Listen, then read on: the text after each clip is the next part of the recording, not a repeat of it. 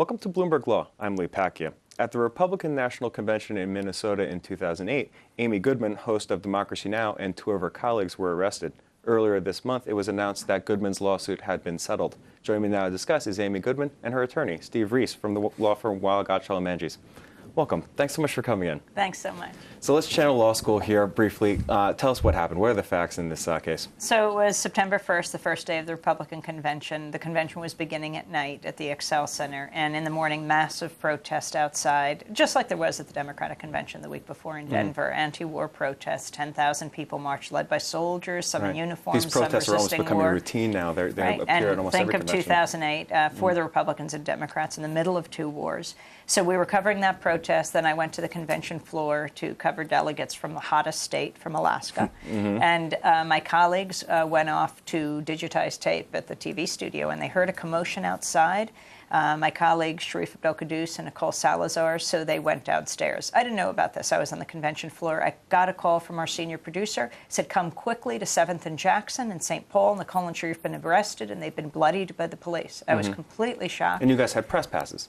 You had reason to be there. Security press. I'm on the floor of the convention. I can interview presidents and vice presidents and delegates, as can they. So we race off the floor of the convention, me and my cameraman, and we are going down the streets of St. Paul. We get to the corner, 7th and Jackson. The riot police have fully contained the area, so I run up alongside to ask a police officer, which I did. I stopped and I said, I need to speak to your commanding officer. I've just come from the convention. They could see my credentials around my neck. And my colleagues are credentialed like I am, two reporters inside that you've arrested. We need to have them released now. It wasn't seconds before the police officer ripped me through the police line, twisted my arms back, slapped the handcuffs on, pushed me up against a car and then the wall and then onto the ground. And they charged me with a misdemeanor, interfering with a peace officer. And your producers were charged with felonies. Yeah, I didn't even know where they were at that point. I was on the ground. I was saying, please don't arrest me. You can see I'm a reporter. I'm seeing Sharif across the parking lot demand to be brought to him. We're both standing. We're saying, release us now, or you could see our credentials. Whereupon the Secret Service came over and ripped the credentials from around our necks. So I'm taken off to the police garage where they've erected cages for the protesters. Sharif and Nicole are taken off to jail. Nicole, in the police van, whose face is bloodied, Sharif's arm was bloodied, tells me quickly what happened. She said they ran downstairs when they heard a commotion, camera and microphone. They're filming as the riot police come at her. She didn't plan to film her own violent arrest. The riot police are screaming at her, on your face, on your face. She's filming, and you can hear this in the videotape. And she's holding up her press pass, filming at the same time and shouting, press, press. And they take her down on her face. They're dragging her by her leg, knee or boot in her back, so they're bloodying her face. Sharif tells them to calm down. They're the only ones there in this area. So this is not in the midst of any kind of calamitous situation. They're alone there. And he tells the police to calm down. They throw him up against the wall, kick him twice in the chest, and take him down. And they faced felony riot charges. That's how serious this was. And we were only 3 among more than 40 reporters who were arrested that week at the Republican convention. And if our viewers want to see the arrests being made, those videos are on YouTube. Yes. The 2 video of my arrest and Nicole's became the most watched YouTube video. It went viral the first 2 days of the Republican convention. It's what has got us out of jail that day. We were in jail for a few hours, and because of the massive grassroots response to the authorities in St. Paul and Minneapolis, more than 10,000 people had tweeted, emailed, called in, faxed in, whatever. We were ultimately released. But it is unacceptable that we should have to get a record when we put things on the record. And the next day when I went to the police chief's news conference and he was talking about what a good operation they had had, I said, Chief Harrington, I described what happened to Nicole, Sharif, and me, and I said, what have you instructed your police to do, and how do you expect us to operate in this environment? And he said we could embed in the mobile field force. And next day I see a Fox reporter in the middle of a mobile unit as they're moving like an organism down the street. You know, I think the embedding process, like reporters embedded in the front lines of troops in Iraq and Afghanistan, has brought the media to an all-time low. Because you're only getting reporting from one perspective, from the trigger end. And it's our not exactly responsibility is to be outside. And the idea that that is now being imported back to the United States for how we as reporters cover American cities is not acceptable. Interesting. Steve, bring us up to speed here. How did you get involved, and how did Weil Gotshal come to work on this case? Well, we got involved through CCR, the Center for Constitutional Rights. I think they viewed this as a potentially groundbreaking case, and they think they they came to us to ask for some additional legal firepower, and given the principles at stake, we were only too happy to do that. So we did the case together with the Center for Constitutional Rights. Now, most of our viewers are going to be familiar with the theory behind freedom of the press. That's kind of a foundational part of our democracy. Bring us through some of the legal nuance here. What does this case look like? Well, the critical thing was that you had reporters being improperly arrested for covering certain events that ostensibly the authorities didn't want them to cover, like the demonstrations outside the convention. The arrests themselves were unlawful because there was no basis for the arrest. There was no probable cause, no legal basis for the arrest. So in constitutional terms, that was a Fourth Amendment problem.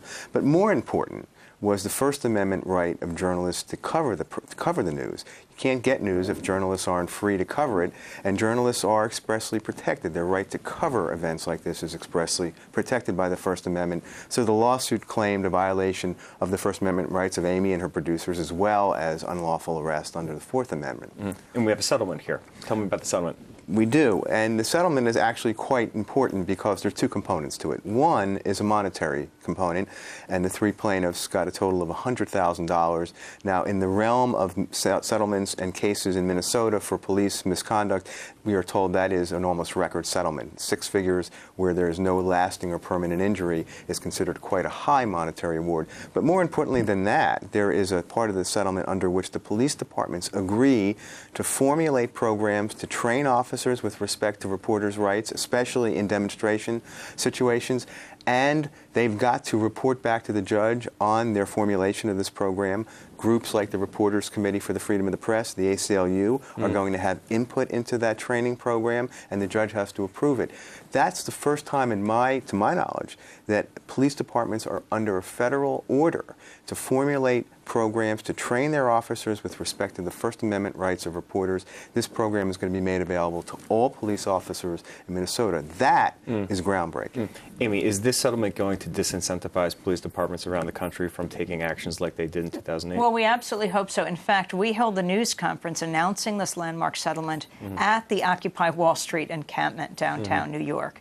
We hope it sends a very strong message to police as they deal with the Occupy encampments, and also as we move into the Democratic and Republican conventions in both Charlotte and Tampa, that this is not only a violation of freedom of the press, it's a violation of the public's right to know. Because when reporters feel intimidated, when the environment is chilled and they can't get any information, people can't make informed decisions. That's why we feel this is so critical. And we hope it sends a very strong message to the police all over this country, especially now when we're seeing over 2,500 arrests at these encampments, with reporters being told to turn off their video cameras. That's exactly when they should be turning them on. That's exactly where I want to go next. I'm glad you brought up the Occupy movement. We're living in a time where, suffice to say, we're going to be seeing a lot more in terms of social activism and protest around this country.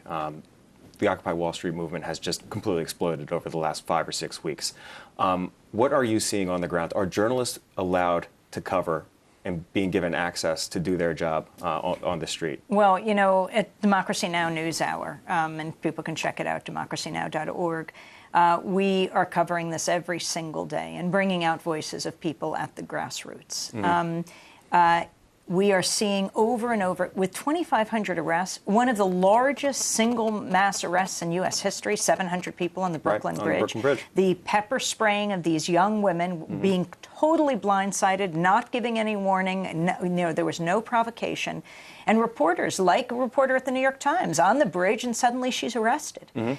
This is extremely serious, and police must be put on notice. You know, the good cops care about this, and it's as important for them because we as observers, we as journalists, we have a special job. It's to hold those in power accountable. We are not there for the state. We are the fourth estate. We are not there to cover for power, but to cover power. And to cover the movements that create static and make history. And we got to get out there on the front line, and we cannot be inhibited from doing that. Steve, when you look at this case, when you can take a step back for a moment, what do you think happened here? Was this just a bad snap decision made by a couple police officers, or was there any explanation for what happened? Well, certainly I think with respect to the arrest of Amy, that was a completely misreaction. It was a bad reaction. It was an overreaction. But, you know, we've got 4 different arrests here. We've got Amy was arrested, her 2 producers were arrested, and one of her producers was arrested a second time. So when you've got 4 arrests, and by the way, they weren't the only reporters arrested. There were some 40-odd reporters also arrested. Did other journalists sue as a result of being arrested? No, and that's why this was so important. It's real. Why didn't they? Well, that's a good question, and I'm not sure. It may well be that a lot of them were local journalists who didn't want to get into a tussle with the local police who they have to deal with and rely on. You know, they have special relationships, and we have to challenge this kind of violation of freedom of the press. It's not easy to do this because we have to move on. This is 3 years later when this is settled.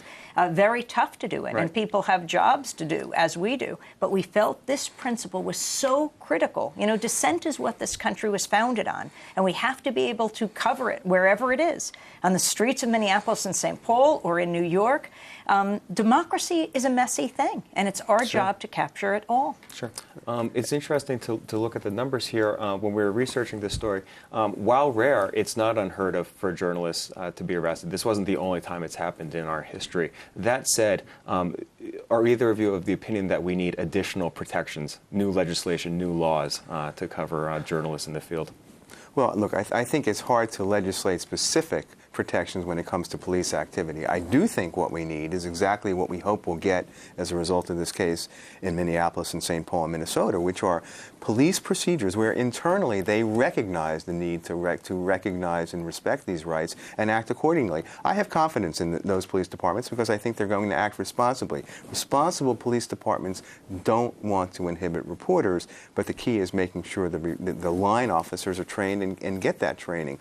The other key is having journalists like Amy who are willing to do, as you point out, sue to vindicate their rights where they're violated, because it's hard to file a lawsuit. It takes time, takes energy. You're subjected to a legal process and go on for a long time. But unless you've got reporters willing to do it, those rights can get trampled on. And to say the least, it's a very traumatic experience. I mean, Nicole was taken down by riot police.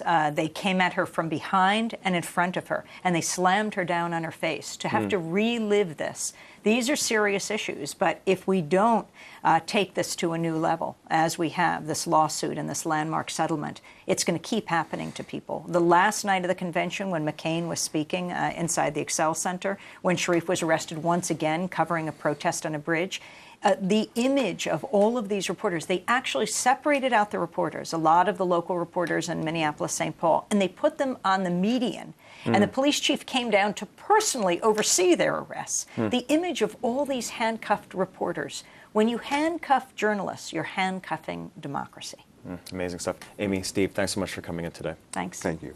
It's Amy Goodman from Democracy Now! And Steve Reiss from the law firm Weil Gotshal Manges. If you'd like to learn more about the issues we just discussed, go check out our offerings on BloombergLaw.com and also on the Bloomberg Terminal. I'm Pacchia. Thanks for watching.